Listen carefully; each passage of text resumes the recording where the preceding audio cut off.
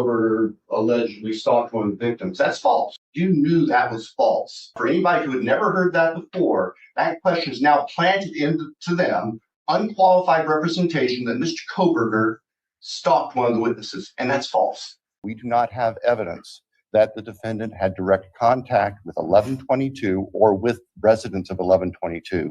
But we can put his phone in that area. There are many residences in that area. It's a dense population of mostly college-related occupants. Everything stated in this video is my opinion and my opinion only. And just like everything else in these cases we discuss here on this channel, everything is alleged.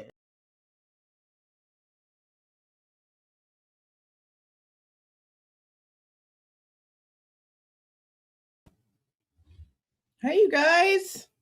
How's everyone doing? Today is Memorial Day here in the United States. Memorial Day is a day set aside for those who have died in our military services. So, for those of you who have a reason to celebrate today, my condolences, and I hope today goes well for you. My father was in Vietnam, but he's here, so we do Veterans Day. Memorial Day does suck for us too. This is also the weekend that Ariel got sick before we found out her diagnosis. This is like the start of that. So this was just a weekend. It's just a weekend. But today especially is important for a lot of people. So we weren't originally going to do any lives today, but I really just needed to do things, and I'm doing other things and yard work and all kind of stuff. I just need to stay busy. So we're going to go ahead and get started with part 1 of chapter 8 for the Broken Plea book.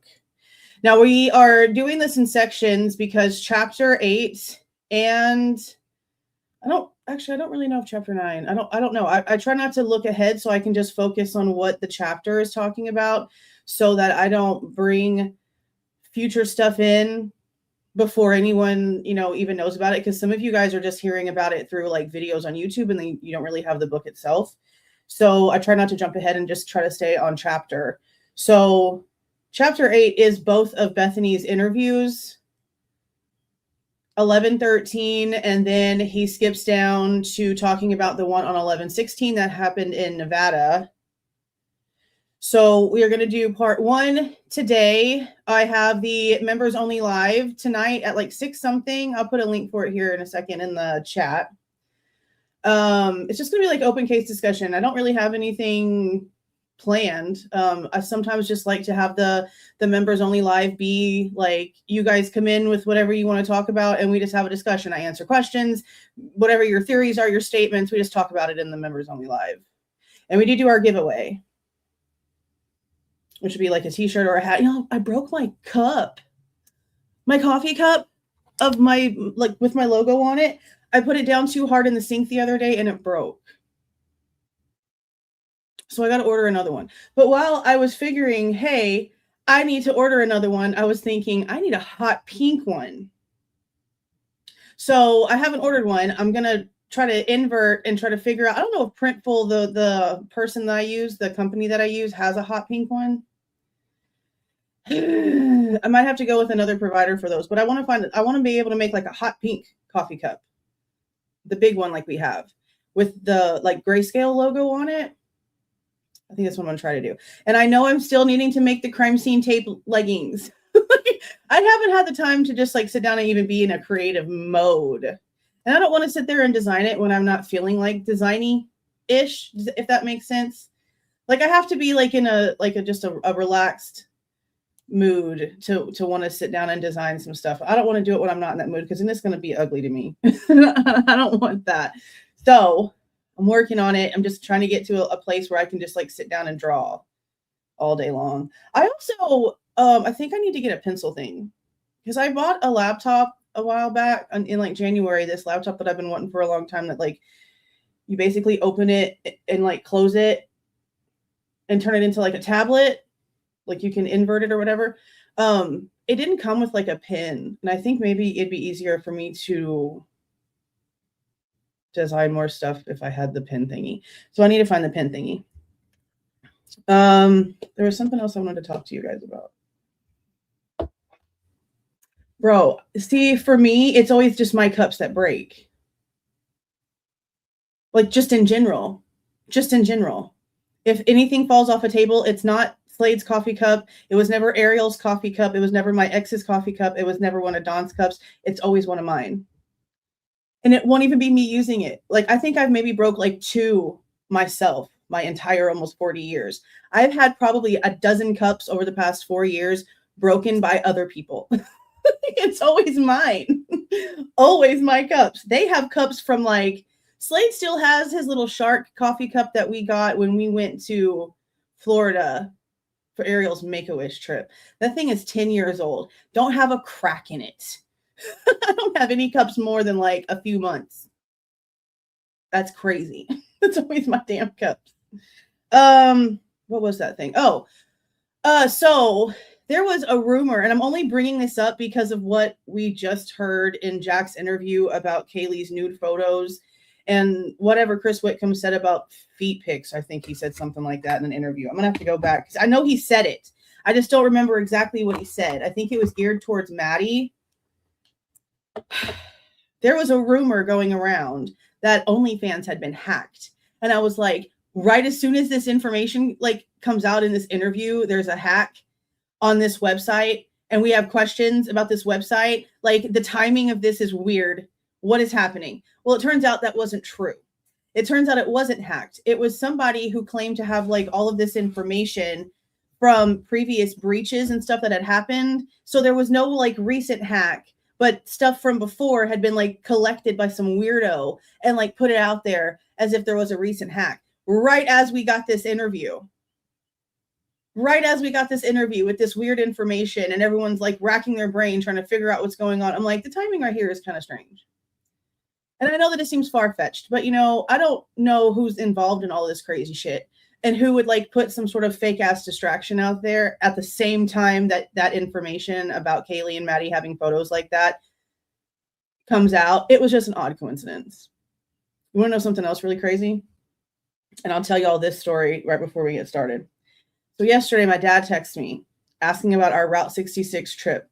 When was it? And I'm like trying to think like when it was to answer him, but I'm not talking out loud. Like, I'm sitting here and I'm on my phone and I'm just like thinking to myself, I'm not speaking. Okay. 5 minutes later, I go to YouTube and I'm scrolling so that I can find something to listen to as I'm doing something else. And suddenly YouTube shows me on my computer, not my phone, videos about Route 66. I called my dad. Dad, you'll never believe this shit. Because he knows that all this crazy stuff. He knows how much they like listen and stuff. I was like, I did not speak. I did not go ask Slade. I did not verbalize I did not read the text message out loud. It was all in my head. I did not say anything about Route 66. It shows me a damn video of Route 66, some Flintstone house in Bedrock City that's like off the highway. That's one of the tourist attractions. Why? How? The crazy part, I had my headphones on. Okay. So my dad's like, you had your headphones on? I'm like, yeah, to like read my brain waves with my headphones connected to my computer. Because how else would it be showing me a Route 66 video on my computer and I'm reading a text message on my cell phone? My microphone was off. The button was red. The camera was off. Broskies. I don't have a microphone on this. Okay. It creeped me out. I called my dad. I called my dad. Like, oh my God. Yeah, I don't like it. I don't like them. I mean, I know they listen, but I didn't speak, bro. That's why I was so flabbergasted. I didn't speak. Crazy. I hate it so much. Okay. We're going to go ahead and get started with this because he doesn't really say anything.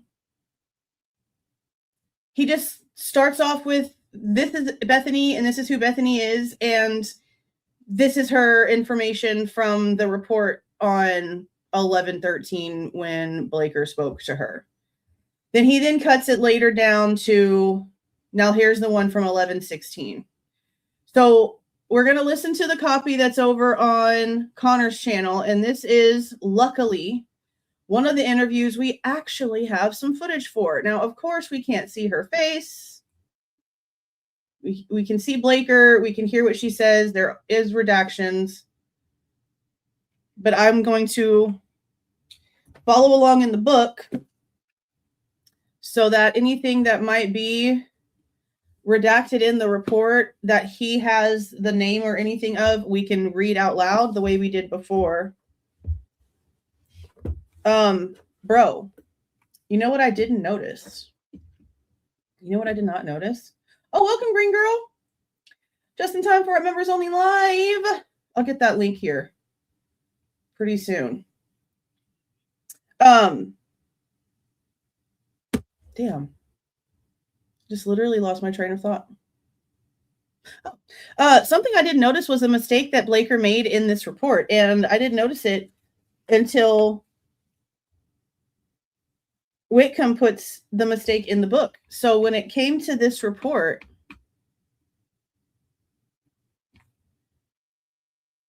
where Blaker talks about how Bethany went down, like where I can't even talk. Okay.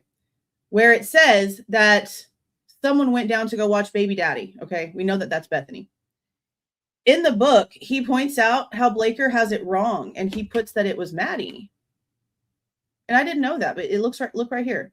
Maddie then went to bed and watched a TV show to help her sleep, baby daddy. We know that that's about Bethany. I never noticed that before.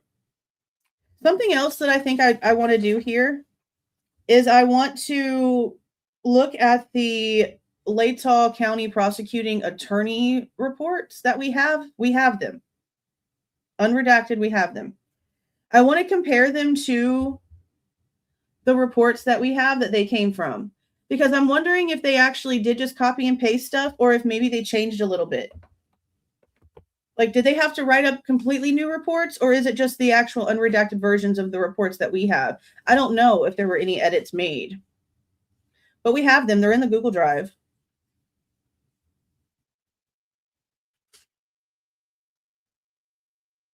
I think we probably should do that.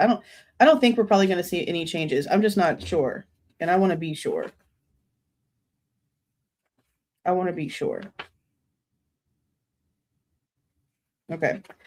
So this portion of the book, if you have the hardcover, starts at 203. And again, this is just going to be what I'm considering part 1, because he has both of her interviews mentioned in here. Now, I will say he's confusing the shit out of me a little bit, because,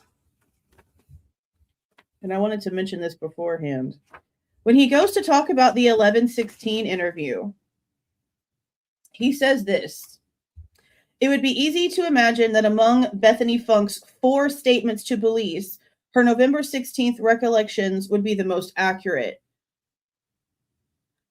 What does he mean 4? Don't we only have 3?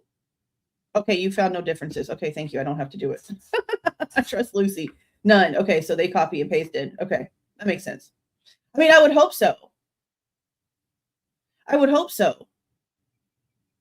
It would be weird if they were different. They'd be kind of weird if they were different. So I'm glad that there aren't any differences. As far as I know, when it comes to Bethany, right, FBI interview is kind of like what was on my mind. But like, no one is privy to that information. Chris Whitcomb definitely has not listened to the FBI interviews. So I don't know like where he's getting that from, because the way that he's putting the sentence in there, it's like he's trying to compare the 11/16 interview to the other 3, because he's considering them to be 4. But we only know of the 16th and then the 2 on the 13th at the scene and then at the police department, right? Like, we don't have reports for another date.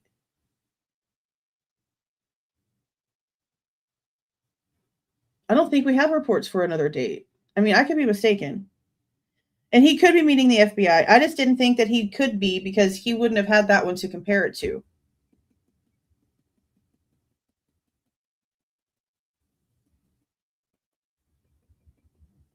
So I don't know. But I know damn well they were spoken to by the FBI more than one time. So I don't know. Okay. Let's go ahead and listen to this. The live isn't synced. Is something crazy with it?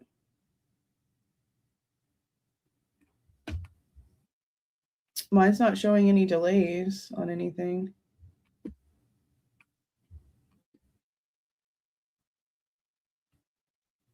Is it like that for everybody, or is it just like that for DKM? Is it normal or is it bad? Because I told my kid to get off the VR and he probably didn't get off the VR. I didn't even bother to go check because he told me he was done. That might be what the problem is. The VR like sucks up all the freaking internet.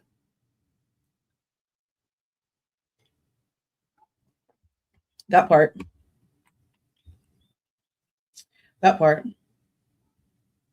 Okay, so it's fine for you. Okay. All right, we're gonna go ahead and start this. Her interview with Blaker is like 28 minutes long. It's not very long at all. I thought I had my own copy of this. I guess I don't, because I checked my little archive channel. That's like nothing's public. I just use it for storage of all of these things that we'd get here, these interviews and stuff. So there's the copies that I get from the police that get put on a USB. Then there's that copy that's also uploaded to the Google Drive. Then there's the copy that we always post the day, usually post, like if we pay for it, we get it and then we go over it live and then we post the raw versions of it the day before. So it's online. And then I have the little archive channel that I use for storage, but I don't have Bethany's saved, which is odd because I know we went over it. I don't know what happened. So we're going to use the one from Connor's channel. And right, like I have like a million copies, but then I'm like, how do I not have this one? I probably need to get more USBs in order to get it like more organized. But okay, we're going to go ahead and start this one. So again, this is with Blaker. This is at MPD, and this is with Bethany Funk. This is also, I believe, to be where it runs through, because what time is this right here? Like 2:47. This is where we also know that Talbot has his timing wrong, because Talbot is claiming that when he gets to the scene at around 2:47, around like 2:40-ish, maybe it was like 2:15-ish, I don't know, something like that. He says that Blaker gives him all this information, and that's where the incorrect report says that the voice, the male voice that Dylan heard says Kaylee's name, that also has Blaker being the one who gave that information, or like being at the scene. Blaker was here doing interviews, and he even, I think in this interview, he says to Bethany he hadn't been to the scene yet. So instantly we noticed Talbot's report was off because we have video footage of him being there at MPD. Your Google Drive was the best I've come across. Oh, thank you very much for the $2, which he was. Look, there are people that are a hell of a lot more organized than me. Trust me. Like Sarah D. Irish is super, super, super, super organized. I know that Lucy has a lot of organized stuff, but I don't know if she has a Google Drive out there. But I know with how she always has references to stuff, she's got to have like something immaculate sitting on that desk. Okay. Then who else is? Oh my God. I don't know who created the master list that Connor sent me, because we're trying to get all the FOIA information together, who paid for what, like what was denied. Like he sent me this list and it is just like immaculately coded. Both tabs, immaculately coded. I was like, holy crap. There's just so many people. Yeah, not the spreadsheets. I need a sticker. Not the spreadsheets. Okay. Let's go ahead and get started. Yeah, I have to work on that a little bit. I've looked at it and I've already been trying to go in and like move all of my like receipts and final cost letters and everything to the Google Drive in the FOIA folders so that everything can be like all together. So as I'm doing that, I'm going to add to the list. I just haven't had the chance to like even mess with it over the past few days, but I'm going to move everything over as I'm moving everything over. Does that make sense? So I don't have to do it twice. But damn, there's already so much stuff on it. One of these days we'll show it to you, but it's not mine to show. But it's just like so much. Like there's been so much requested, so much that we have seen in this case. Like to see how ginormous this list is, even as somebody who has gotten a lot of stuff and presented a lot of stuff, the list itself like blew my mind. Literally blew my mind. And I'm not going to give the specifics, but I am going to say the amount of things and the subjects of these things that people paid for the redactions of, but we never saw the light of day of until someone else paid the duplication fee is odd. And we're going to talk about it on a later time. I made it very clear this needs to become public information, but we need to get the information for those things first. And it's just odd to me that we have so far, I think he has 5 or 6 things on there of things that were paid for the redactions to be done, but was never released to the public. So he went in and paid the duplication fees. And that's why we have those things now on Connor's channel. And if you knew one of these things very specifically regarding something very recent, I hate this so much, regarding something very recent, you would be really questioning a lot of shit. So that's why this list is so important. And what we file and the things that we ask for afterwards is going to be even more important. Yeah, there's a lot going on. Not just gatekeepers, girl. Not just gatekeepers. One very specific one is bothering the ever-loving shit out of me. And when I was talking to my buddy about it, he was like, there's only one reason why somebody would file a FOIA to get this information and then not release it. It's because they want to know who's talking, who's saying things, and how much information is going to come out when it does come public. Which makes it even worse because he's probably right. I don't see any other intention. I see legit zero other intention for these very specific things to have been paid for the redactions and then not released to the public. I don't like it at all. I don't like it at all. So when we have more information, then we'll talk about it. But there's just a lot. Just y'all need to just understand there's always a lot. There's even more now going on in the background. That once we have more, you will know. Because we can't present incomplete information. That'd be ignorant and stupid. So let's go ahead and talk a little bit less and listen to this travesty of an interview. You guys ready? Okay. Ooh, I hate that digital sound.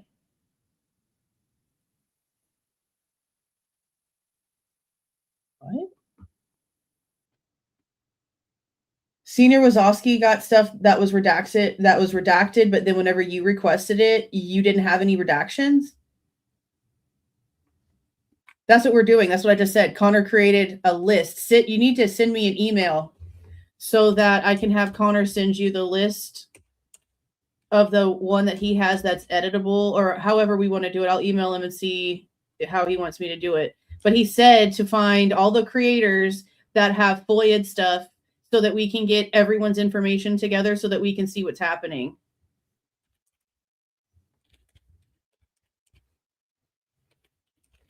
So if you don't already have it, then yeah, here, send me an email and I'll send you the Google Share Drive that I got from Connor that has the start of it. And you can input your information for the stuff that you got. Because what we're, it's like stuff that we requested that's been approved, stuff that was denied, what the reason was. He has like all kinds of color-coded labels and stuff on there. It's very, very, very, very organized. Very organized. And he already has a lot filled out. Like stuff that he knows that I got, stuff he knows that Christy got, stuff he knows that Lana got, stuff he knows that he got. He's already got a lot of it. So if you are listening to this and you are a creator that filed FOIAs or know of creators that filed FOIAs that I did not just mention, send me an email so that we can get this master list sent over to you or to the creator so that they can put their information in. It's a freaking spreadsheet, bro. And it's glorious. It is so glorious. It is so freaking good. It's so freaking organized. I need to send it to Sarah. I need to write that down. I know that she's got like massive amounts of stuff. But see, I know that her and that Matt LeBlanc guy go back and forth a little bit when it comes to stuff. I know that he's filed stuff when it's come to like the WSU and the EWU stuff. I don't know if he's filed any stuff with the Kohberger case, like itself. I guess I need to find out. It's really good. I'm only going to send it to Phoenix if she's actually FOIA'd things. I'm not just going to send it to her willy-nilly. She's a little off her rocker with her bodies under the table shit. I can't. Have the custody queens FOIA'd stuff?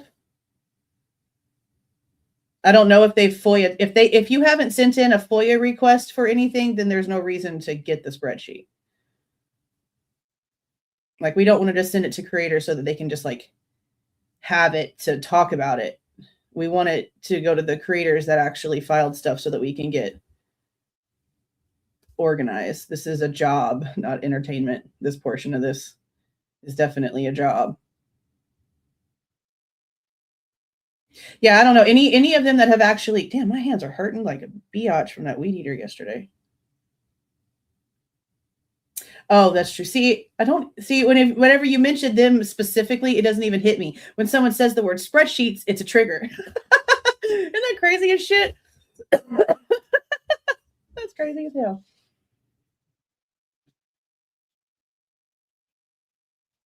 Well, I mean, it goes for both sides. Like, there's one specifically over on TikTok that's absolutely childish.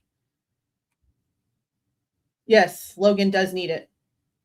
I need to send it to Logan. Logan, I need to write these, Logan and Sarah, and then I'll wait for an email from Wazowski.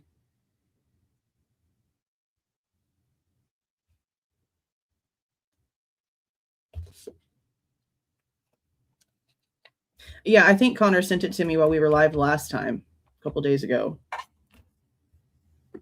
And I was just like, holy shit, this thing is crazy.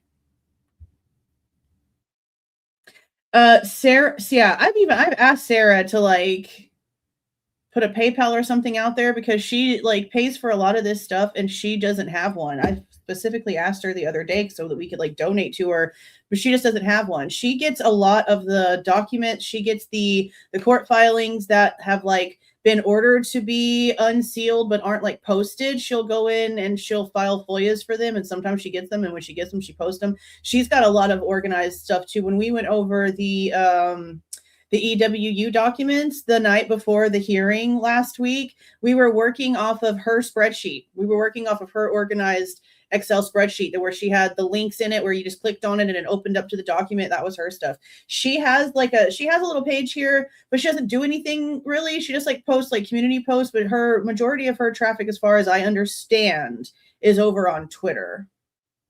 Sarah D. Irish. That's where most of her stuff is. But she's really fast. Like sometimes she'll get files for these court cases the same day they're filed. Like no wait time. It'll have the file date on it and it's the same date that she posted out there. Yes, Sarah Irish. Sarah D. Irish.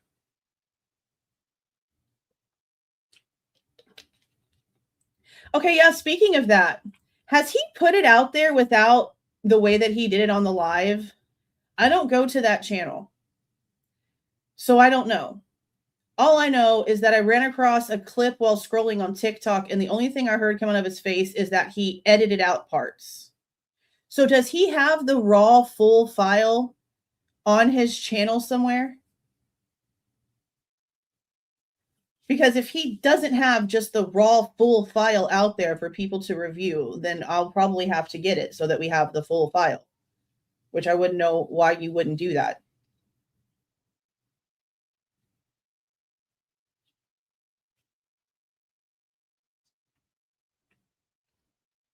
So is it actually on his channel in full?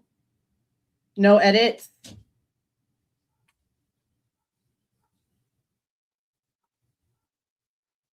FOIAs always get responded to. They get responded to. They just don't always get approved. How did you get unsubbed and you remember? That's crazy. But YouTube plays tricks. Okay, so he does have it. Yeah, and just the clip he posted, he literally says that he clipped out, what do you say, dead zone part or dead? I guess like the pieces where cars weren't driving, he took it out, and I was like, holy shit, okay. So okay. That's wild. That's crazy. YouTube will unsubscribe people. That's wild as hell. Yeah, because I honestly don't see how they could unsubscribe members. That's crazy. But they do it. They're not the first one. Okay. I'm gonna let this start playing. I'm gonna go see if he has the full file on his page because I wanted to watch it in full without all the other stuff, which I don't really know why they bothered because it doesn't look, from what I can tell, a lot like our cameras. It's also like after it's been moved and taken off and messed with a million times. Like at that point, like, is it even still the same camera? I don't know. First and foremost, if you could just take a deep breath for me, okay? I understand this is stressful, okay? All I want to do is try and get an idea of what you heard, what you saw, and any timeline, any information that you can give us so that we can try to figure out what happened, okay? So just take a deep breath for me. I know this isn't going to be easy. We'll kind of go from there, okay?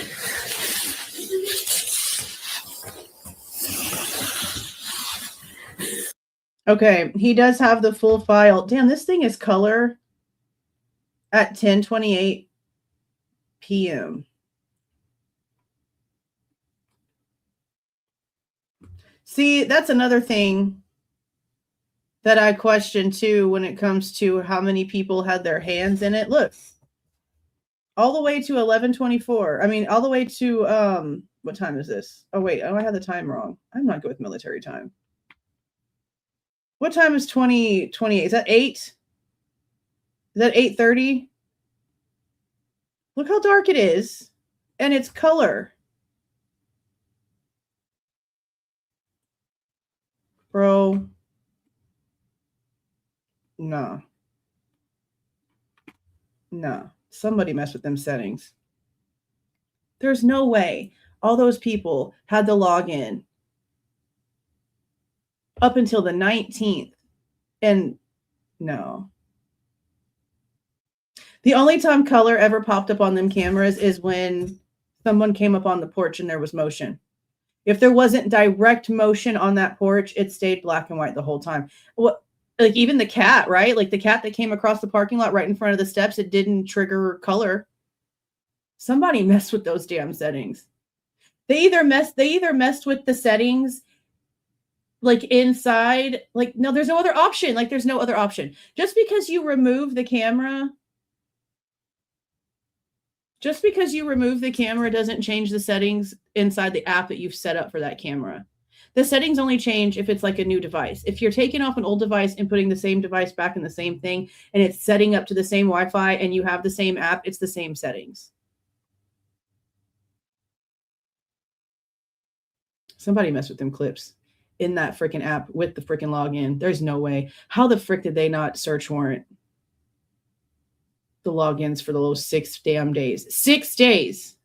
6 days people had from the 13th to the 19th before Moscow PD actually had their own version of this footage. They knew about it. There was reports about it. All we have is a bunch of failure up until the 19th of them trying to actually retain the footage.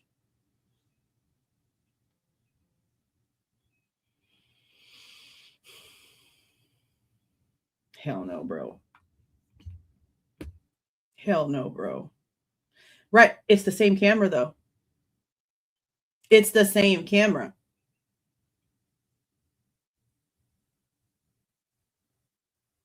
That's the problem. It's the same camera.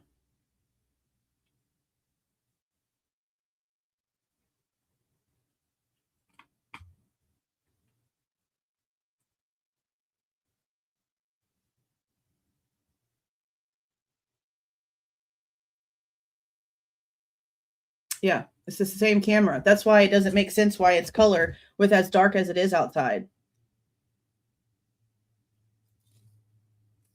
Because you can't reenact anything unless you're using the same settings. So why are the settings different?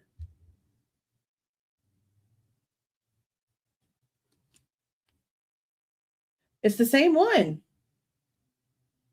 There's no reports claiming that they ever replaced it, just that they fixed it after they broke it.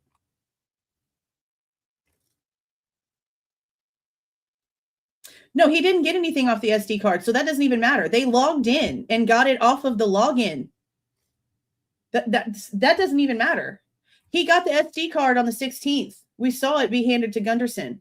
They effed all of that up. I don't care about the damn SD card. He, on the 19th, got on the login that was given to him on the 13th that he didn't use.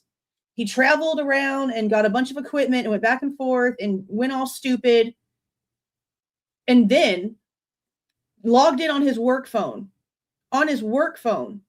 With the login information on the 19th. And then finally had the video. It had nothing to do with their copies have nothing to do with the SD card. Especially if it got all screwed up. No, everything came from him downloading it.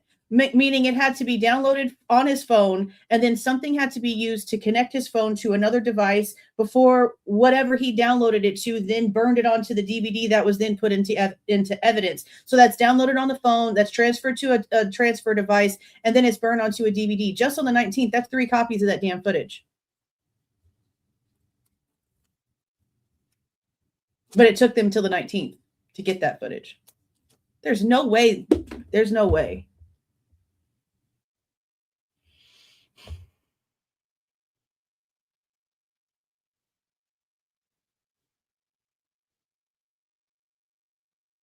That's crazy. That's insane. Okay.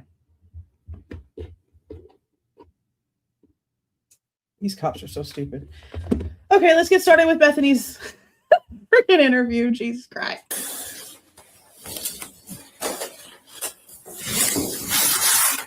Can I get your name? What's your first name?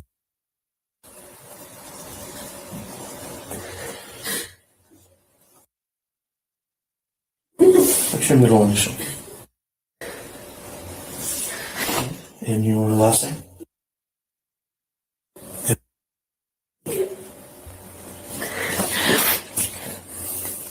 And your date of birth? 2003. And you live there at 1122 King Road? Yep.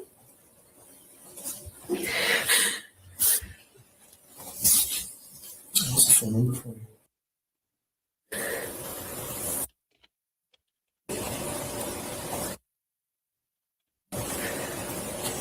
And what state you're in? Nevada.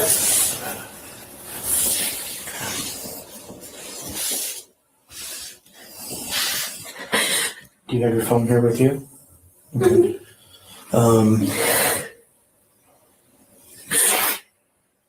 So what we're going to be doing is taking people's phones for a little while.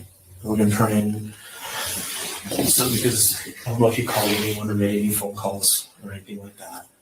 We'll work with you in an investigation like this as we try and collect as much information as we can. Okay. Anything that might be small, you may not think is important for us to find out what happened, but is very crucial. So taking something off your phone might be extremely useful for us, even if it's something that you don't realize. Okay. And we'll try to get that phone back to you as fast as we can. Okay. Is that okay with you? Okay. So this is your phone here. Yeah, can I tell my mom? That's fine. You can Text my switch your mom friends. over. Yep. And then what I'm going to need is your passcode from your phone, or here between the two of us, we can even turn off your passcode. Okay.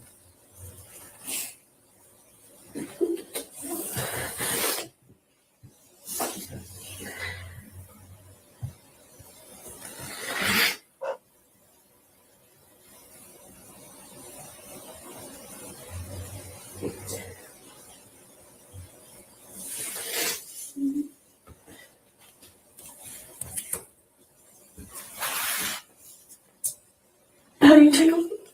Oh. You figured it out? Okay.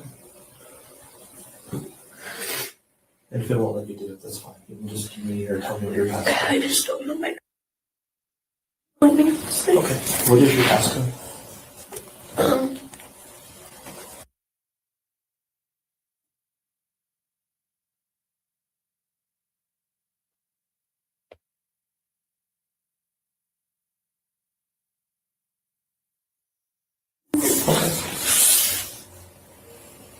And what type of?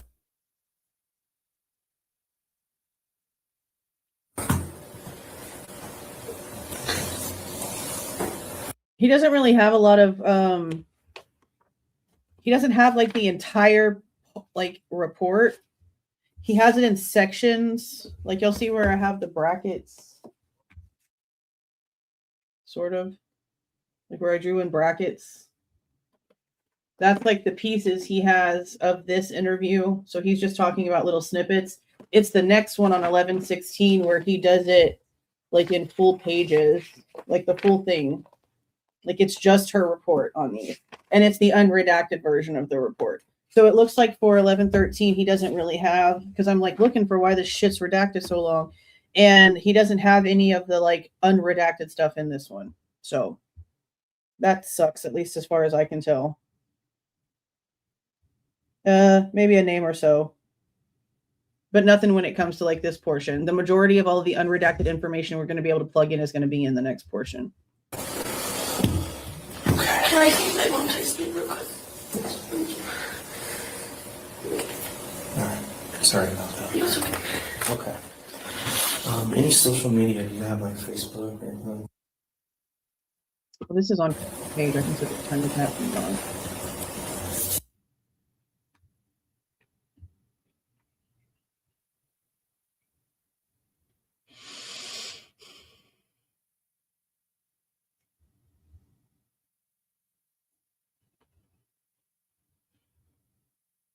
It's so crazy how much of this are redacting right now. What did he just ask her? Yeah, do you have like Facebook? Or Social media. So see, when social media gets like redacted like that, that's what also like brings up people's suspicions about stuff. Like what other social media could be being talked about that needs to be redacted? Because if it's just like usernames and stuff, why can't you just block out the username? Why can't we hear that it's a Snapchat, that it's a Reddit account, that it's a Twitter account? Why can't we just block out the name itself? do you have any other social media type sites? See, and then again, like blocks out the entire thing.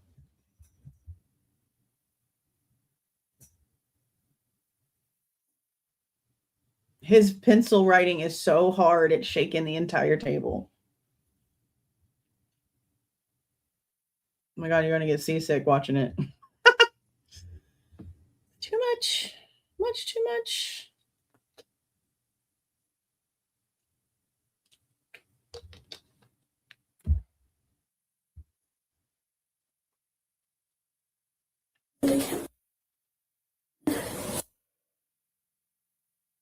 It might be.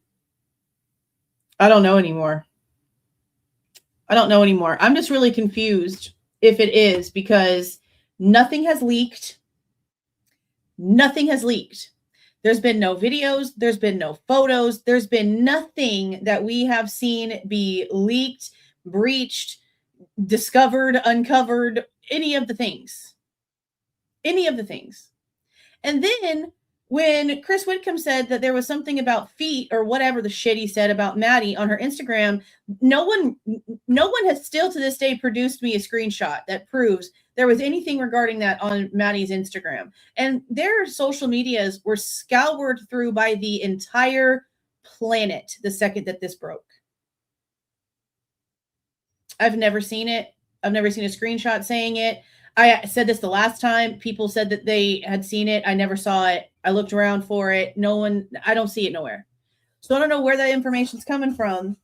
If we didn't notice it, I don't see how it could have been scrubbed that quickly unless other people had login information for them, which is very, very possible, because you have to consider the fact that in Xana's room, there was a book of passwords that was open. The cops didn't open it and take a picture of it. They took a picture of it as it was in her room, and it was open to passwords. So that's questionable. We also know the situation that happened with Kaylee's, either her Indeed or her LinkedIn, Olivia trying to say that some weird shit was going on. Y'all remember that video from Chronicles of Olivia, and Olivia Goncalves talking about it and showing stuff on her phone.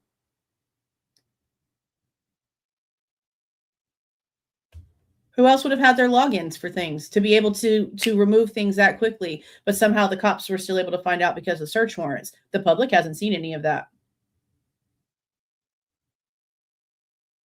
A lot to think about.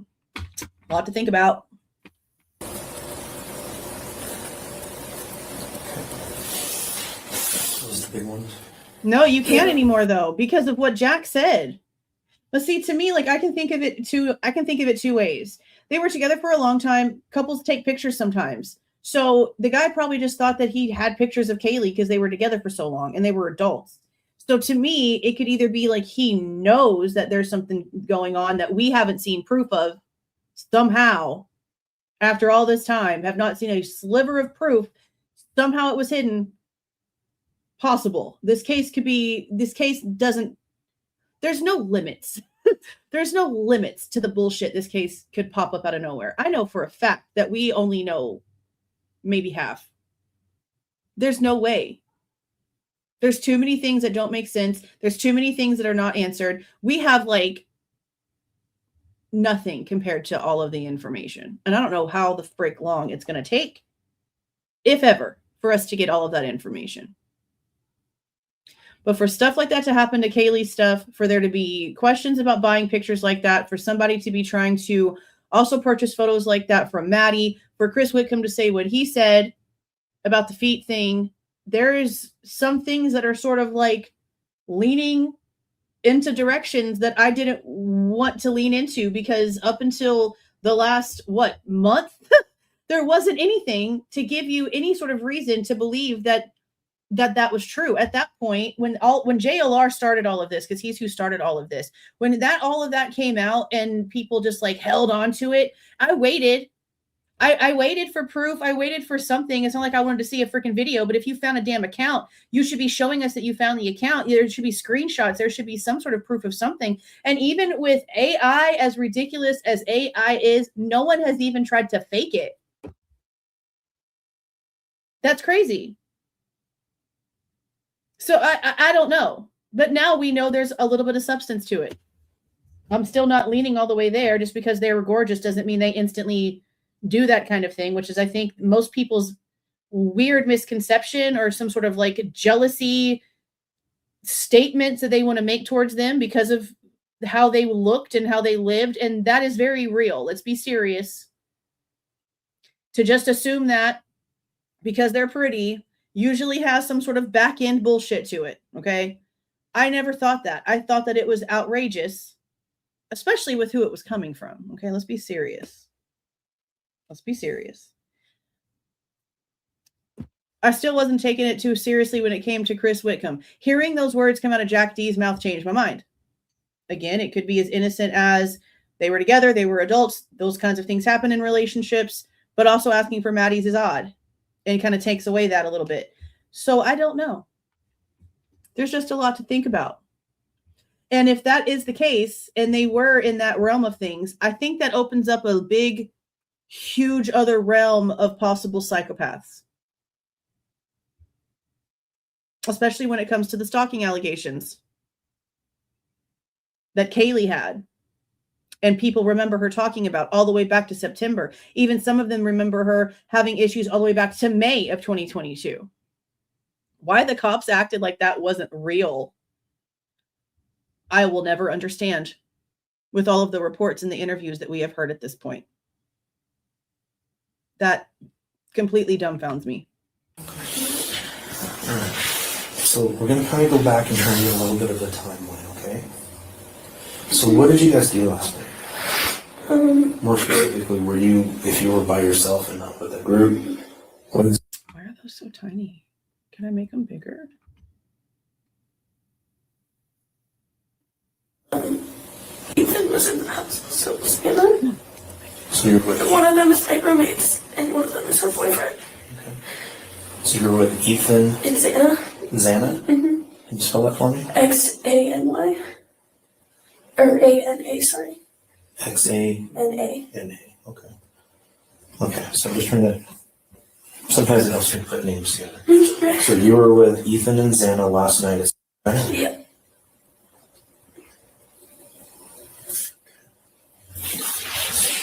And do you know Ethan's last name? Chapin. I don't know how to spell it. That's fine. And Xana's last name? Kernodle. You know spell it? I think it's Kernodle.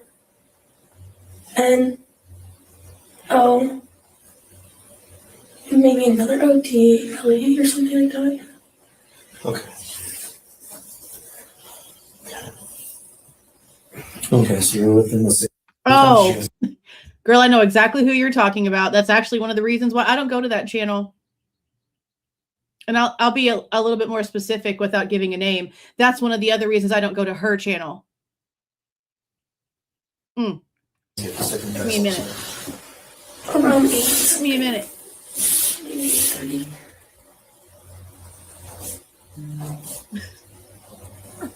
So 8:30 p.m. Something like that, yeah. Okay. And prior to that, were you guys just at your house? Mm-hmm. Okay, so you left from your house. Ethan was that formal because he went with his sister because she didn't have a date. And then we were just hanging out at our house. And then he came over and then we all walked over together. Okay, so that was you, Ethan, Xana. Was there another person with you? Or just Matt. See, this is the first time I think we heard the truth about how they got to the party. Because for some reason, and we're going to go over all this stuff because it was said in these documentaries, I think the Amazon Prime one very specifically, that Xana was already at Sigma Chi by the time Ethan and Hunter got back from the formal with Maisie. And according to Bethany's interview, that wasn't the case at all. Xana and Ethan walked over after Bethany and Maddie and the freshman guy that he brought over there walked them over there. I don't know why we were given two different stories for that. Why were we being told that she was at Sigma Chi partying without Ethan when the whole time she was at her house? I don't know. He walked over with us. and that's Logan.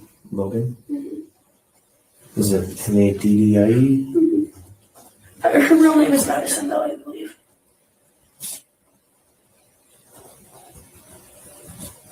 Okay. So you guys all walked over to, because you were there about 8:30. Okay. Were you guys all pretty much together, or just kind of mingling throughout the house most of the night? We were all pretty much together, and then Maddie left to go to the club with Kaylee. And then I was with Ethan and Xana most of the night, but then one of my friends came. Her name is Steve, and I hung out with her the rest of the night. Okay. And who was that? Her name is Yes. Can you spell it for me? Okay. And his last name? I don't know how to pronounce it, and her full name is bigger than that. Okay, that's fine. Do you have a phone number for her? Yeah. Listen. See, she said that it was like 8:30 that they walked over there, but it was way later than that. She's off by like an hour. She's off by like an hour.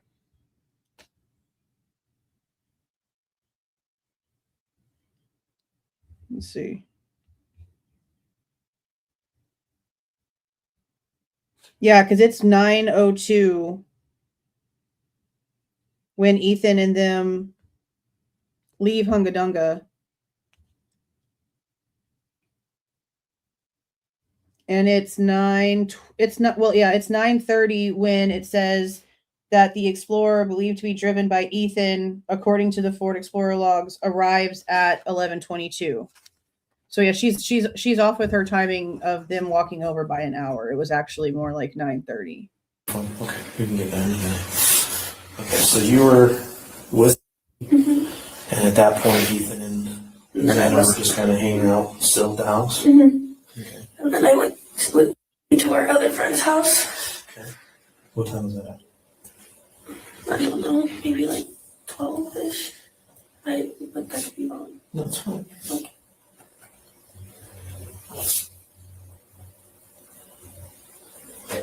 And where's that house? It's just like up the street. I don't know that address. Okay, up the street from... Sigma Chi, Okay. kind of. So you guys are at Sigma Chi, so you're walking back towards... We're walking back towards my house, and then went up this way. So like when you got to Taylor Street, you went up? So if you walked all the way from Sigma News...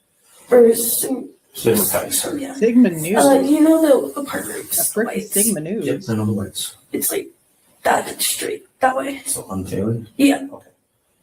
Sigma News. Do you know roughly where on Taylor? Or does she live maybe on one of the other off streets? It's on Taylor, but like one of the end houses by the intersection. I don't know how to explain it. All right. Okay. And whose house is it that you went to? It's, and I don't know their other roommate. This is in here. Hold on.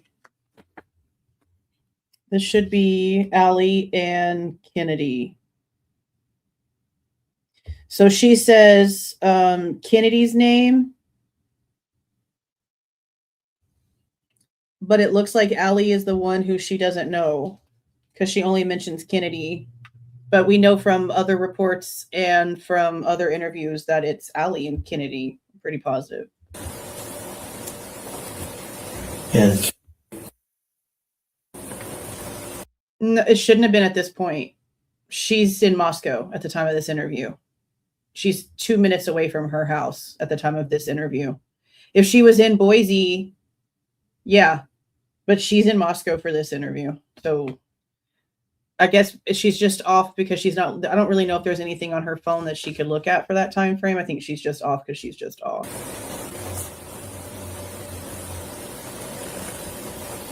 okay.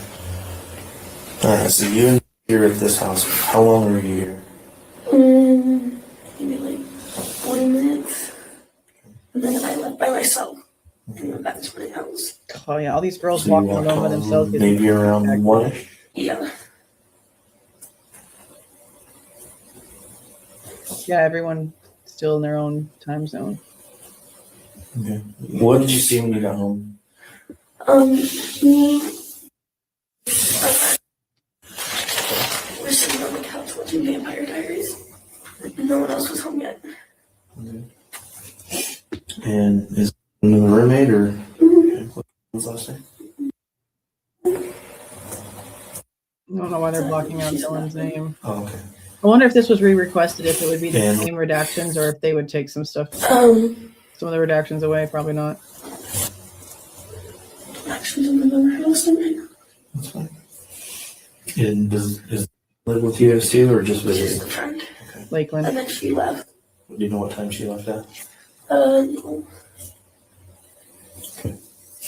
But you were all watching. Vampire Diaries. Okay. And anything happened during that time Vampire period? guys. Just hanging out. Diaries. Do you know who else was in the house at that time? No one. No one? Just the three of you? Okay. So what, let's go a little bit more then. What happened next? Maddie and Kaylee came home from the club. Left. But see, that's like the opposite direction of what we were told. I'm going to play this portion again, okay? What we've been told is that Lakeland left and then Maddie and Kaylee got there. Lakeland says that when she went to leave, she left before they got back. She doesn't remember seeing them there, and she doesn't remember seeing them when she left. That's been her recollection the whole time. Bethany gave it to us opposite. And I don't know if it's on accident or if that's really how it happened, but she just gave it to us in the opposite Just direction. hanging out. Okay. Do you know who else was in the house at that time? No one. No one? Just the three of you? Okay. So what, let's go a little bit more then. What happened next? Maddie and Kaylee came home from the club. Left. See, Maddie and Kaylee came home from the club. Lakeland left. She's giving it to us in the opposite order than what we've been told the whole time. And again, we don't know which one's which, except that Lakeland is claiming for some reason other than, I mean, I don't know a reason for Lakeland to lie, but I also will say I find it crazy, in my opinion, that when they did subpoenas for financial records, they also subpoenaed Lakeland McCombus's financial records. So I can't really say that I don't see a reason for her to lie, because there's a reason why they dug into her financials. And I don't know that girl. And I don't know nothing besides the one interview we've heard from her. Or I mean, the two interviews now that we've heard from her. But she claims the girls were not home when she left. So we would have to just go back into whatever timestamps that they're validating in her interview with us back and forth as they are to try to figure all of that out with the timing that we are told that Kaylee and Maddie got back. Because even if she just like saw them in passing and just said hi for 2 seconds, like there'd be no reason to not say that. So I don't know. It's just kind of weird that she's giving it to us opposite. No one. No one? Just the 3 of you? Okay. So what? Let's go a little bit more then. What happened next? Maddie and Kaylee came home from the club, left. Maddie and who? Kaylee. Kaylee? Okay. And they got home from the club. You know what time that might have been? I think I told one of the cops that was talking to me at the house, like, better times. Okay. I don't really remember right now. Maybe like 2 something, 1. So if you got home around 1, that would have put them Like 1:45, 2, something like that. She got home closer to like 11. No, she got home closer to like 1:40, I think. Her. Something like that. Because we have a picture that Lakeland took of Dylan on the couch at 1:33, and I don't think Bethany was there when that picture was taken. So 1:40, 1:45-ish. And then the car that pulls in at 1:56 is supposed to be Kaylee and Maddie. So near bar break? If you had to guess. Right? Like near bar break? Bars on the closest. Yeah, she wasn't Oh, until Lakeland's first interview wasn't until the 19th. And I said, how in the actual shit do you wait almost a week to interview the girl that was there that night for the first time? Like, she should have been someone that was at the freaking police department and called in the day of. They all told the cops that she was there. So it's crazy they waited a week. The 19th. The 19th. That blew my mind. They went to Broad Truck after, so. Okay. I don't know. Okay. What did you do after that, after Maddie and Kaylee got home? We all hung out in Kaylee's room for a little.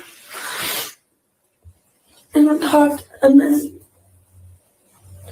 Maddie and I took Murphy out to pee. Audio we've heard. The dog. And then I said I was going to go to bed because I was tired. And she said she was going to go to bed too. And then I went to my room. I was going to sleep. And she came and knocked and asked if I had Murphy. And I said no. But remember, she wasn't. She was up, like, she didn't go like straight to sleep. She grabbed a snack, which is also interesting. She grabbed chips out of the kitchen. And then a few hours later, her story is that she had such a bad toothache, she had to call her dentist father. You don't instantly get a toothache like that bad to where you're like calling your parents overnight like that, but you were just eating chips a few hours before. Now, yeah, you could easily just like chew on the other side or whatever, but usually people with toothaches don't try to risk it.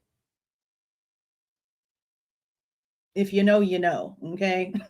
So, I don't know. That's just strange to me, that, especially that being her story. I don't know. She also, again, says she was going to bed. She went down there with her snack. She stayed awake. She watched TV up until like at least 3. We don't know how long she stayed awake in her room. We have no idea. All we know is the time frame that we know that Maddie went to ask her if she saw Murphy, and that was around 3 o'clock. So we don't know. We just know she was awake and eating chips. And then I went to bed. Okay. So what time did you think you took Murphy out? Like 3 to 30. 2:30 to 3? Yeah. Okay. Yeah, 2:30. And where do they normally take Murphy to go to Maddie? They would have been outside for the 227 scream. I'm actually kind of wondering if the 227 scream might have been what made Murphy run off.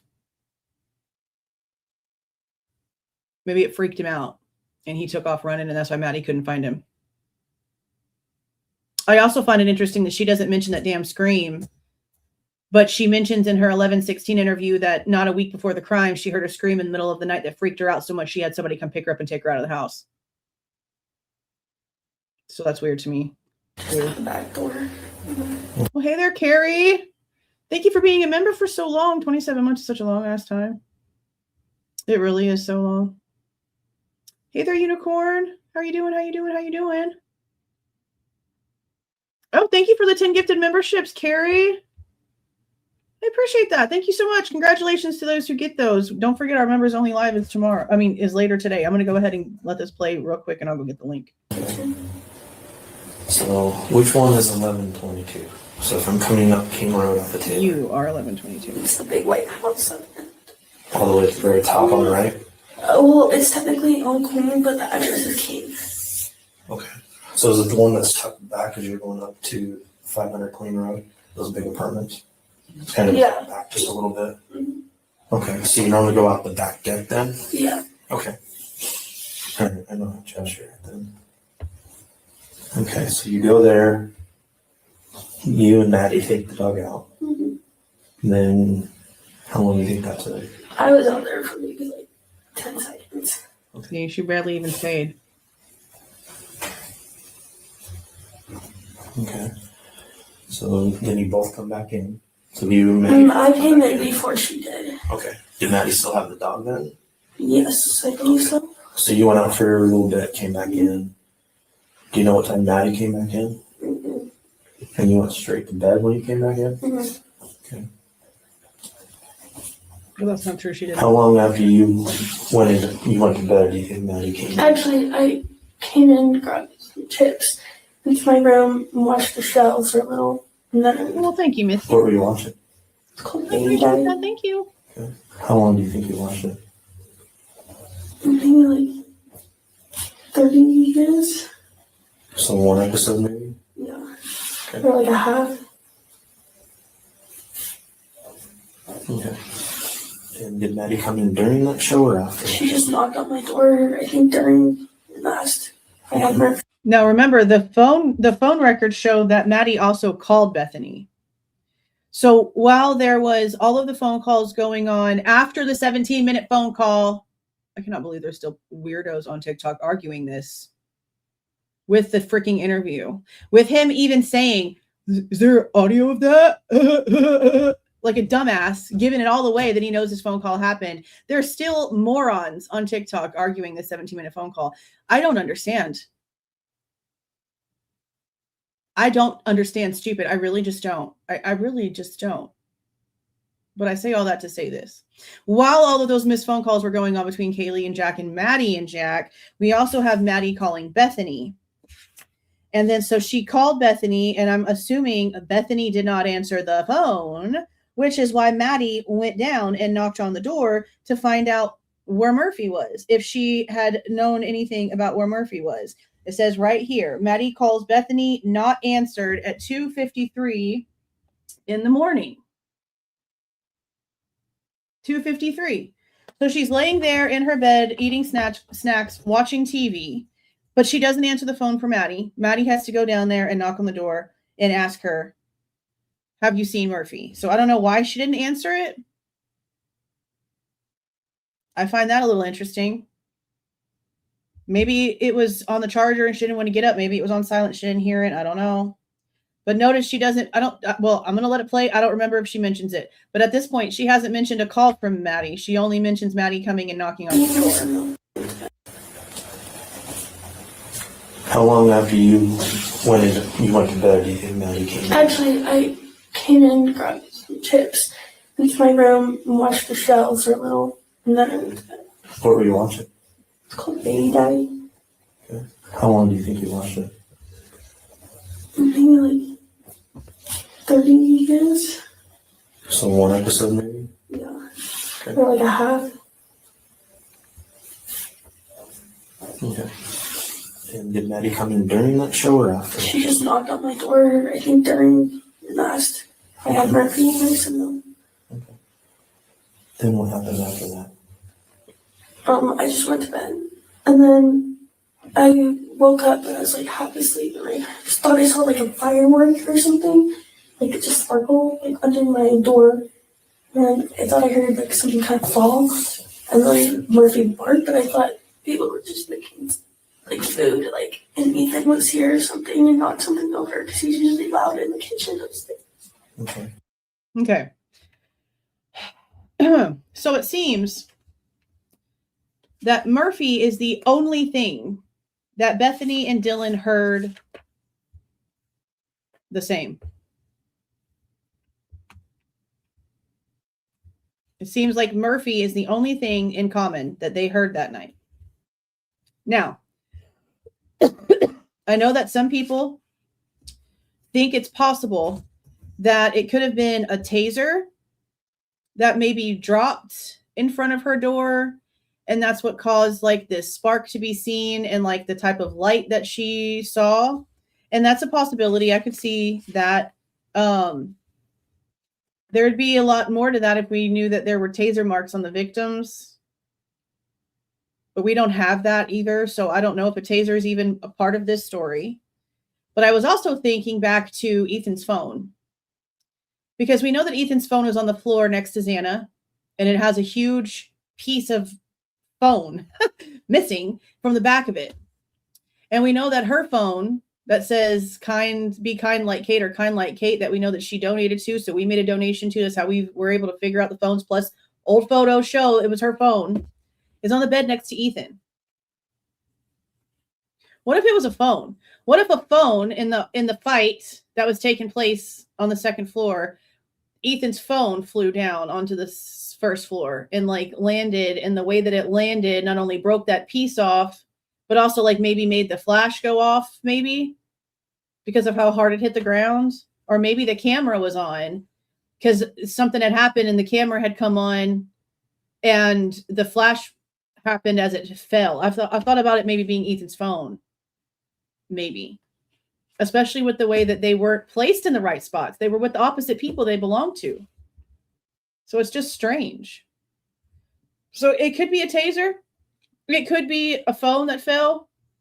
I don't know. But it's strange because she keeps the story of it being from under the door.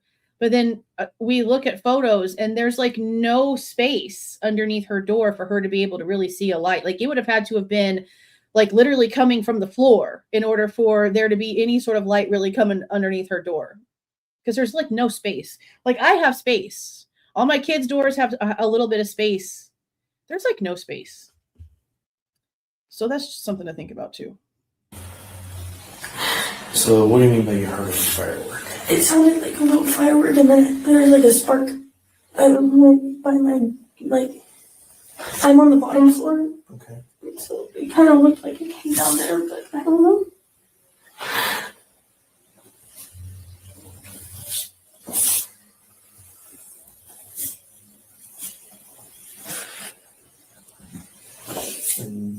So is Murphy your dog?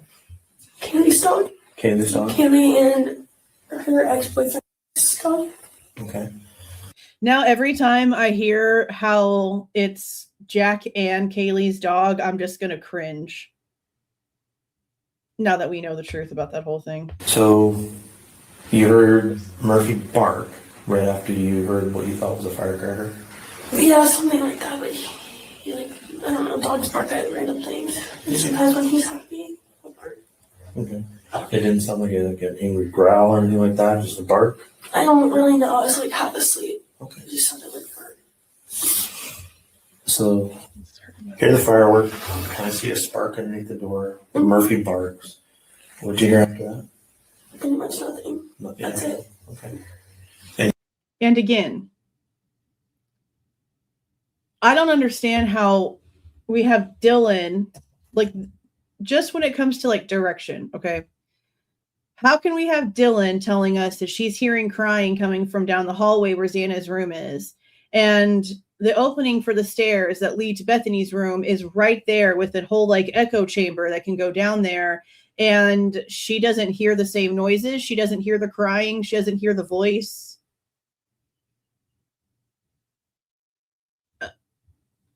The running, the fighting for Xana's life that she was doing on her floor. I just find it strange that the only thing that she's claiming to have heard is this weird thing that fell, some of Murphy's barking, and then what she claims to be the red Solo cups falling. And the table may be moving a little bit. But then she's also associating it with the kitchen, which is a whole completely different spot. Now, granted, she's only been there for 3 months. So maybe she just doesn't have her directions about her and what with that house, because it does take a while for you to know where you live to where you can instantly tell where a noise is coming from no matter where you are. I can do that here instantly. 3 months into a house, younger, I don't know if she'd really be directional very well. But also keep note that she is assuming at this point that Ethan was there because of what she was hearing. But none of the someone's here, none of the crying from the hallway. I just find it interesting. You thought maybe someone was just in the kitchen at that point? Yeah, just like someone accidentally fell into the table or something. Okay. And she was like with Murphy. Do you know about what time that might have been? Do you have any idea? 4 or something. I tried to call all of them at like 4:20ish around that time, and no one was answering. I thought they just went to bed or something. Okay. What happened after that? And then called me, and she said she thinks she saw someone. And I didn't know like really what to think of it, because sometimes we think we hear things a lot in the house, but it's usually just Ethan walking around.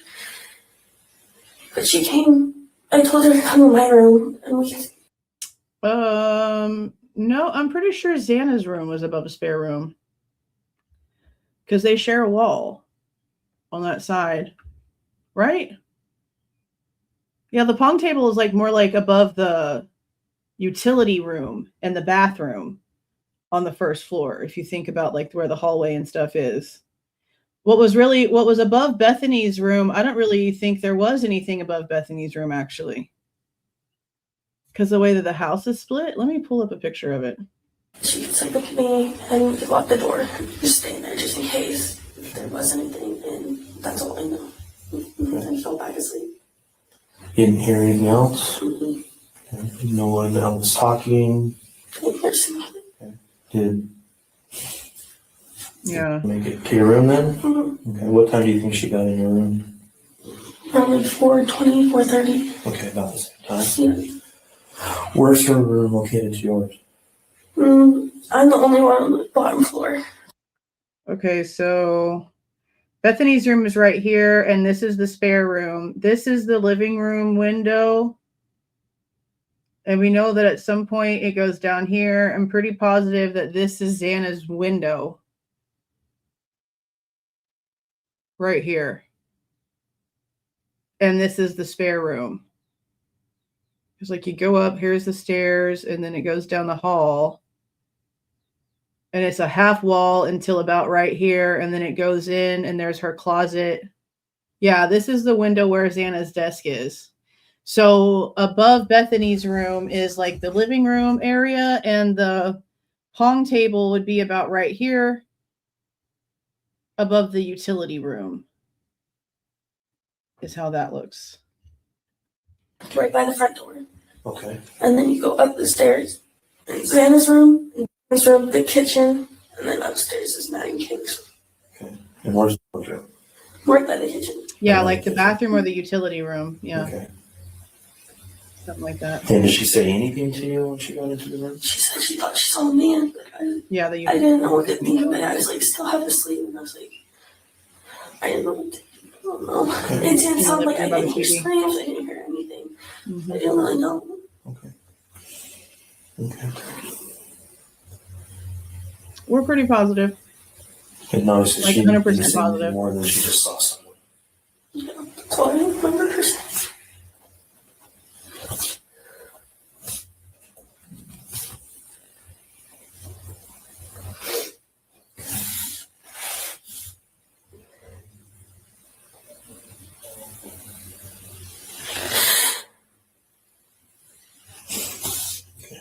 So your bed then, if it wasn't at the right house, you have a parking lot, front door, and your bedroom's just to the right. Nothing. Okay. Ground. Dirt. Nothing's under the kitchen. And that's where you slept from by the time you finally got into your room around 4-ish or so. Actually, before that. Mm-hmm. It's like 3 something. Yeah. So you were in there sleeping. Okay. Dylan got to your room maybe somewhere around 4:20ish, but Dylan was already home at that point. You knew that Maddie and Kaylee were home. Do you know when anyone else in the house got home? I don't know when Xana or Ida got home. I didn't hear them come in or anything. Okay. And she's right there at the front door. Like, not right there at the front door, but they would have to have walked up the stairs that are very loud in order to get to the second floor. And that does go above Bethany's head. So for her not to know when they got home and she was in her room the majority of the time, that's crazy. That's crazy to me. And last time you saw Xana and Ethan was at the Sigma guys. Mm-hmm. Okay.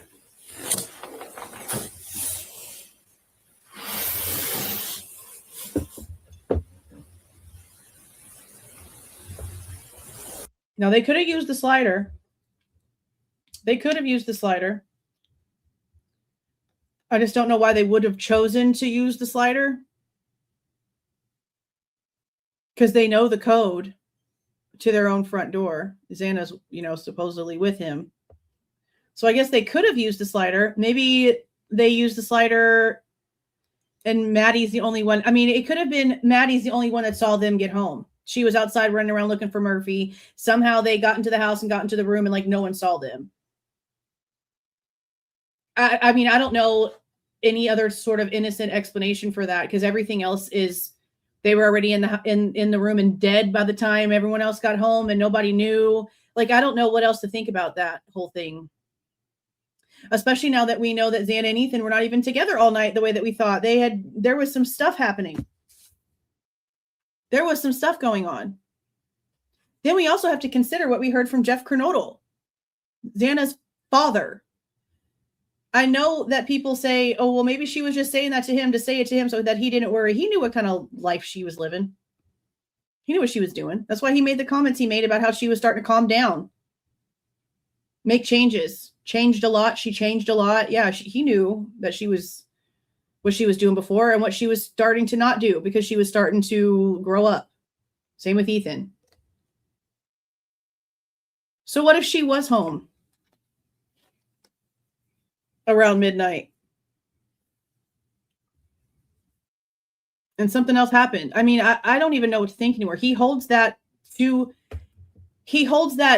guilt of not driving over there so deep down. I really highly doubt that it wasn't real, that conversation.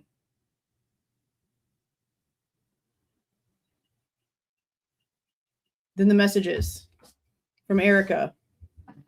There's so many things to question. And again, everyone, Turvey included, because he's talked to Chris Whitcomb and everything that's come out, no time. No time for their phones connecting to the Wi-Fi. No time stamps for them actually getting back. And they could have easily gotten back separately.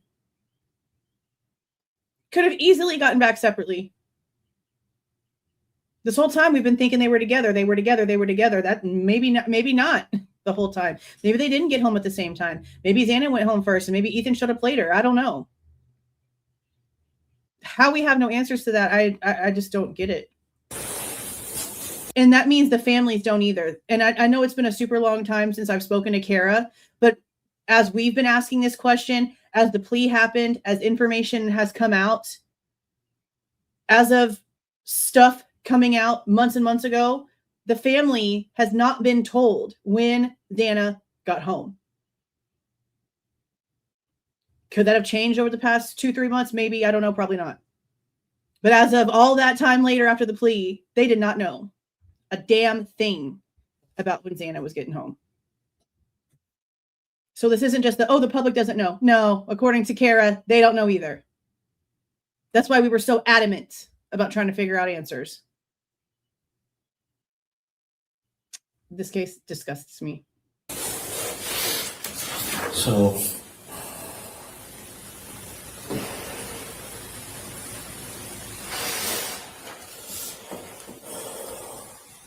did you see anything weird at the party there? Just normal. Okay. And see how the way that they're set up, where everyone hanging out primarily up in the main common room area, or most people hanging out in individual rooms and stuff like that? It was a little bit of a mixture at first. It was in the apartments, and then it was the main room. Okay.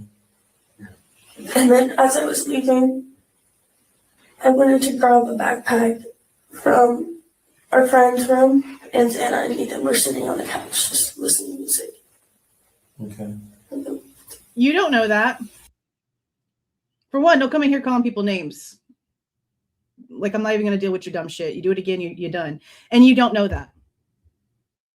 We have messages now that say that there was some sort of suspicion of something going on. Just because everybody and their mama isn't in here talking about it in the interviews doesn't mean that it wasn't something that was happening. We don't know that. What we need to do is hear from this Erica person. What we need is to find out what it was that she maybe knew about. We don't know shit about shit. Don't play like that. Don't be stupid. And that was up in the main room, or that was in That was in an apartment. That was in an apartment? Mm-hmm. Okay. Did you hear of anything that happened to anybody? Mm-mm. Was there anyone strange or odd hanging around the party? Mm-mm. You also need to remember something. This is something I found really interesting, and I mentioned it before. As the night went on and everyone met up at Sigma Chi, there was a group chat that was created that included everyone at that party that was supposed to be living or staying at 1122 besides Xana. And that included Ethan. So I find that strange. And when I first saw that, including the messages from Erica about possible cheating, okay, instantly my mind went to, were they trying to help Ethan catch Xana cheating? And that's why they created this group chat that didn't have anything to do with Xana. And it was created that night. We don't know what the hell was going on. That's why we're here. That's why we're trying to figure out what went on, because there's no way that Kohberger did any of this shit. And if by some miraculous super ninja chance he didn't do it by his damn self. Let's be so serious. Nothing of the evidence equals the narrative for him or for him being included whatsoever, but definitely not for him doing the damn shit himself. So when it comes to us trying to figure out stuff, we have to take into consideration what's being said here, because this was written by the police. This timeline where there's cheating messages and where there's a group chat being put together that doesn't include Xana but includes Ethan and it's the other girls in the house, that's the police timeline. That's not made up. That's the police timeline from phone forensic data dumps. So keep that in mind. Do you know of anybody in your house that has an issue with anyone? Any ex-boyfriends? Anything like that? All their ex-boyfriends are really nice, and they still are good friends. Okay. Have you ever had any of your roommates complain about anyone stalking them? Mm-mm. Once though, Kaylee said when everyone was gone, me and were at the sorority house for a meeting, and it was only Kaylee, and she was taking Murphy out to pee. This was a while ago, and she said she swears she saw someone staring at her while she was taking the dog out to pee. Now, also keep in mind right here, Kaylee only called Bethany about this for some reason. When it comes to Dylan repeating the story, Hunter Johnson repeating the story, Jack repeating the story, all these other people in these other interviews that we've listened to repeating this very story, they are getting this story from Bethany. And you know that because, especially with Dylan in the very beginning, because you want to think that Kaylee told everybody and that everyone's reiterating this because Kaylee told them. And no, Dylan says after talking to Bethany, she told Bethany this, blah, blah, blah. Same thing with Hunter. After talking to the girls, Bethany said this, blah, blah, blah. So many people repeating this, and it's kind of like created a monster in itself. It is very relevant. But we also need to remember Kaylee only called and told Bethany this for some reason. I don't know why, but she didn't tell the other girls so that they would be warned about it. It doesn't seem like it was a topic of conversation after the fact. Everyone's getting the information after the murders took place, as they're all huddled together and having these discussions. That includes Dylan, that includes Hunter Johnson, that includes Jack Decor being told this stuff after the fact and talking about it in his interviews. This is all coming from Bethany originally. I find that interesting, and it's just to keep note of. Keep note of that. How long ago that was? a month. She can see like a man silhouette like staring at her. The table shaking is I think crazy. it was about a month ago. Mm-hmm. Did Kaylee have any issues with anyone? Mm-hmm. Okay.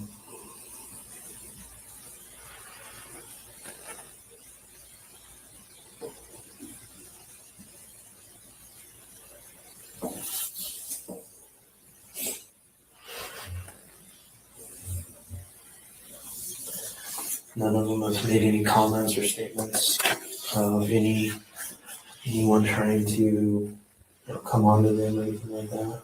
Mm-hmm.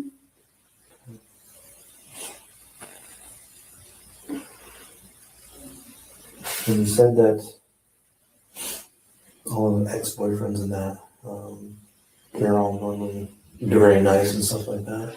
Mm-hmm. Are any of them fairly recent breakups? One, but Like I said, every little bit helps. Yeah. Can you give me a little information on that one? his name's. He lives. Okay. Down the street. Okay. On King, I think. Okay. And he and Kaylee share Murphy, Okay. and they dated for 7 years. And that's in Kaylee? Mm-hmm. Or something like that. And they did it for 7 years? Something like that. Since high school. Their families are really close too. Okay. And they shared Murphy? Mm-hmm. I think. I think. How long did they break up? Maybe like 3 months or something. But they're still on really good terms. Do you know why they broke up? She was gonna move to Texas.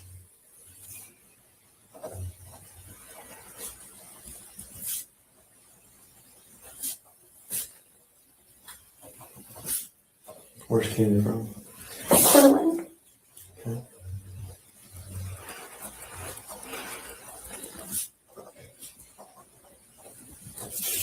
Where is it from? Portland. Okay. Okay. You said that they're still on good terms, they still talk to Very each good other? terms. Yeah. Okay. Has Kaylee been seeing anyone else lately? Not really that I know of. Okay.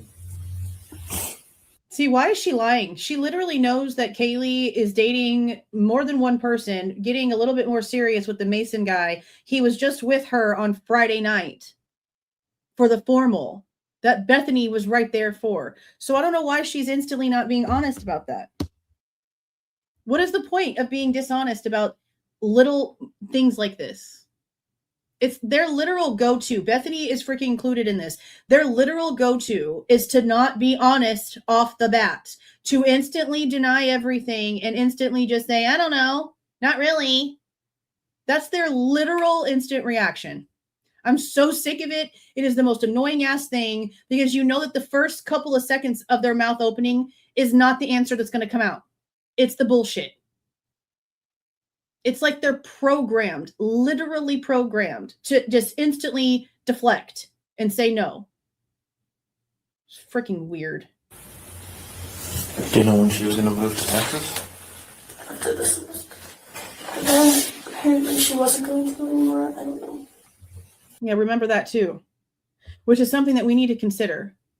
Because again, when it comes to Jack, he's been told, and at least what we've been under the assumption, is that they were not together because she was moving to Texas. Then all of a sudden, she's still moving to Texas, but she's entertaining these other dudes. He's not going over there because she's like, no, it's not a good idea because obviously the dude that she's with is over on Friday. So no, Jack, you can't come over. Like, come on. And if she was suddenly staying and they weren't going to be getting back together because she's dating this other guy and it's getting serious, it's getting a little bit more serious. Apparently there's like emotion starting to happen. Don't you think Jack would flip his shit? Don't you think Jack would flip his absolute shit? You hear how delusional he sounds in his interview. I could tell by the way that she talks to me that we were probably going to get back together. You sound like Christy. She didn't want you, bro. For some reason, she was still entertaining you a little bit, but she didn't want you. It's obvious.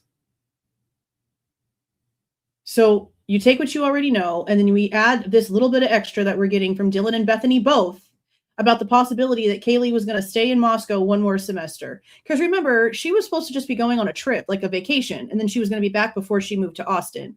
There was plenty of time for her to have stayed in Moscow, got her graduation stuff done in December, went on her backpacking trip where she was going off wherever she was going to be going, and then come back and still move to Austin. She could have stayed where she was. Could you imagine if she had decided to actually? Maybe that's the conversation that they had on the phone for that 17 minutes that made him flip his shit. Because there's no way that they didn't get into an argument that he hung up on, and then she was trying to call him back to back to back to back all over again. It could have been about Murphy, but it could have been about that too. You're on the phone for 17 minutes and all of a sudden it's done and over with and the back-to-back calls instantly start. Come on. There was something that went on with that. I just don't understand why we don't have a concrete path here to what was really going on and what really wasn't. There's just way too many questions with it still being so up in the air. Do you know what changed your mind? He was there too. I think she wanted to stay here with all of us. And he stayed on the number one line even after Kohberger was arrested. He stayed suspect number one up until June 2025 when the plea deal happened.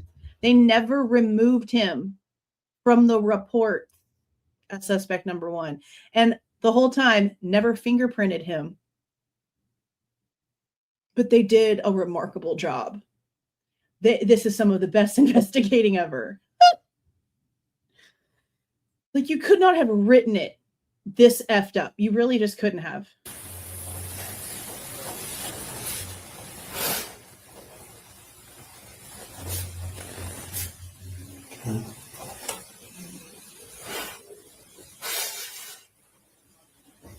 Me too.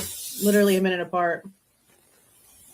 That's why it sucks there's no sound. Because the fact that, like, by the time that Eric is like leaving, the girls would like be just getting into the door. So you have to wonder if they somehow saw the car pulling up to Jack's, if they like yelled his name, or if he said something. Like, I would really like to know that portion of time, what might have been being said.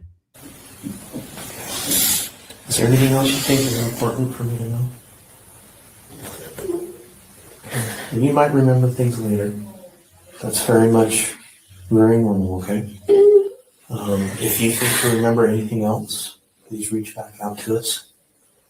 And we'll bring you back in and we'll get that information, okay?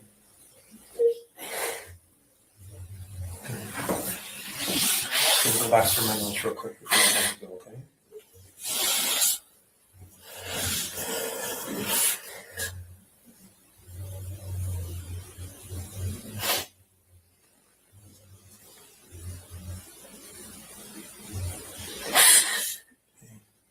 And you don't remember Kaylee's last name? Like Goncalves. Goncalves? Yeah, Goncalves. Okay, can you spell it for me? I don't know what it's called. Oh, okay, sorry. No, you're good. Okay. Did you see that?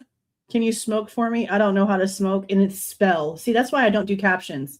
For the lady who got all pissy, that's why I don't do captions, because look how incorrect this shit is. Oh, okay, sorry. No, you're good. Okay. Okay.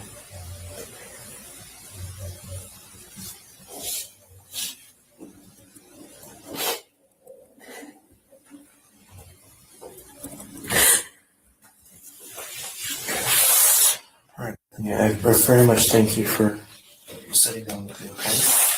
I'm going to take you back to the other room so you can put in there. Yeah, put them with You the sure friends there's that nothing else? they can get their stories together instead of separating witnesses the way that they're supposed to for literally any crime, regardless.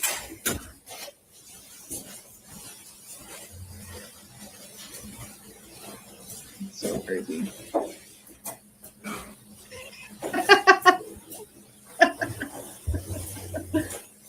Yeah, that was ridiculous. How immature you gotta be to go into the comments afterwards and still be so wrong. It's crazy as hell. 2 pages of notes. There's her phone. Yeah, get the camera. Hold up. Why do we have this camera angle and not this camera angle with a microphone? Look at that. So did they record it twice? Or is this one not working? Because we know that we've seen this exact same room. This is the same room that Mowry brings his people into when he talks to them. It's just we get Mowry's interviews from this angle. Because this is the same desk positioning. All he did was move the table. Like, all he did was move the chairs to the opposite side. And I mean, I could be wrong, but this looks like it's the exact same room. We just normally get the other angle from up there. I don't know. Okay. So that's it for this portion of this. We're supposed to just go back over it because when he talks about the next interview, again, it's like the entire report, but there's no redactions in it. So whatever pieces that she says in the 1116 one, we can now plug in some stuff and compare it the way that we did before to the other reports. I will say that when she starts giving off names on 1116 for who has the door code, she doesn't mention Jack's name as like someone that she would know to have the door code. And I find that interesting considering that, you know, apparently Kaylee and Jack were so amicable and they were still friends and he went over there and blah, blah, blah, whatever, Murphy. But Bethany doesn't say that he has the code. So then you have to think back to his interview where he says that he's called, this is some crackhead shit. The Moscow Police Department calls Jack instead of Team Idaho. And they are told within 30 minutes of getting to the house that day that Team Idaho is who the property management company is for 1122. So instead of calling the property management company, instead of calling Dylan, instead of calling freaking Bethany, they called Jack Decor to ask if he knows the damn code to the door. Then apparently the code that he gave them was incorrect. So then he takes it upon himself to contact the property manager to get the code for the cops. That's crackhead in itself. But then when you look at the list that Bethany gives, Jack's name is not on it.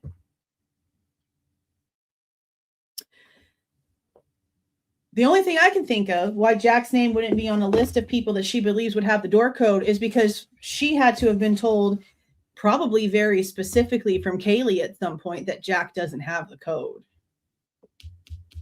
And if they'd been broken up pretty much the whole time that she lived at the King Roadhouse, why would he have the code? And it explains why the code he gave the cops was apparently wrong. So consider that little situation when it comes to old Jackie boy. And you also need to remember that the night before this, according to Jack, that she had wanted him to come over at some point while he was at work, but he was at work. Then later on in the night when he's done, he calls her and wants to come over, or texts her and wants to come over, and she tells him that it's not a good time right now. Well, that's because it's Friday, the formal's over, her and her new little boo thing are at her house. So no, ex-boyfriend, you cannot come over. So then he sees her at the club the next day, and then he sees her literally going home, according to his mind, with Jack Showalter. He doesn't know at the point that he gets home that Showalter is not with Kaylee. He just saw them leave together and has his own thoughts about that, according to his interview. So there's a lot of emotional things to think about there, especially when it comes to him having mental health issues beforehand and the school knowing about it because they spoke to him beforehand about how bad his mental health was getting.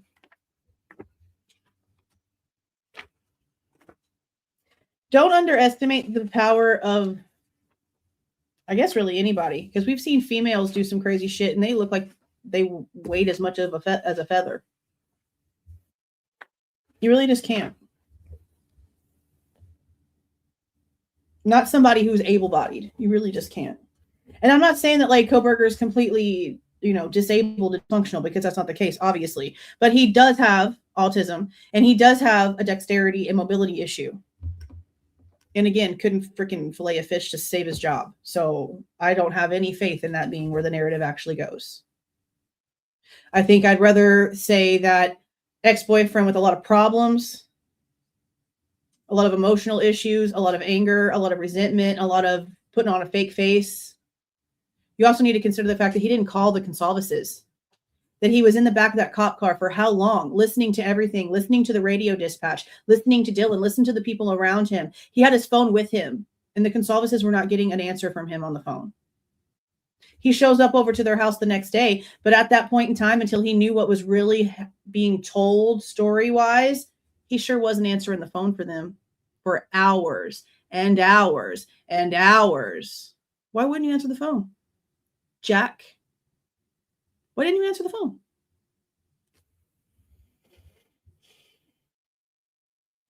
Lots of questions. Lots of questions in a bullshit investigation. And that's where we are. Ooh. All right, you guys. I'm going to go ahead and jump off of here. I put I didn't realize that the freaking camera was doing that the whole time into my mermaid picture. I'll change that before the members only live. Our members only live is tonight at what time?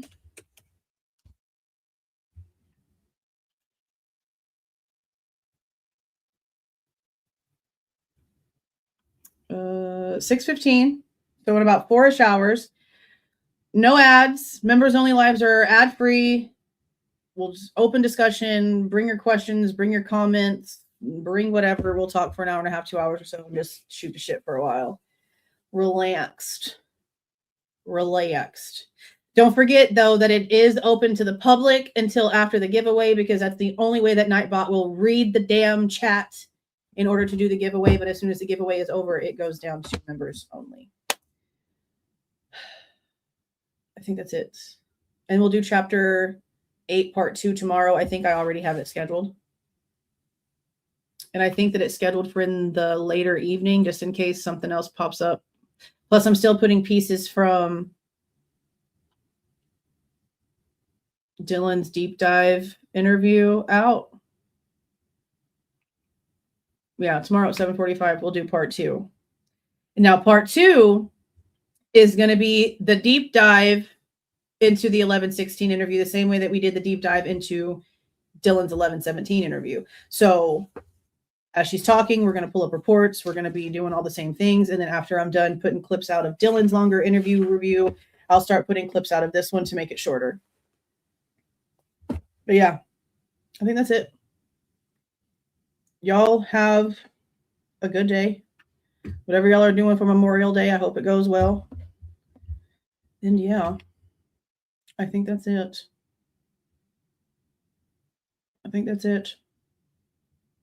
You'll have a good few hours.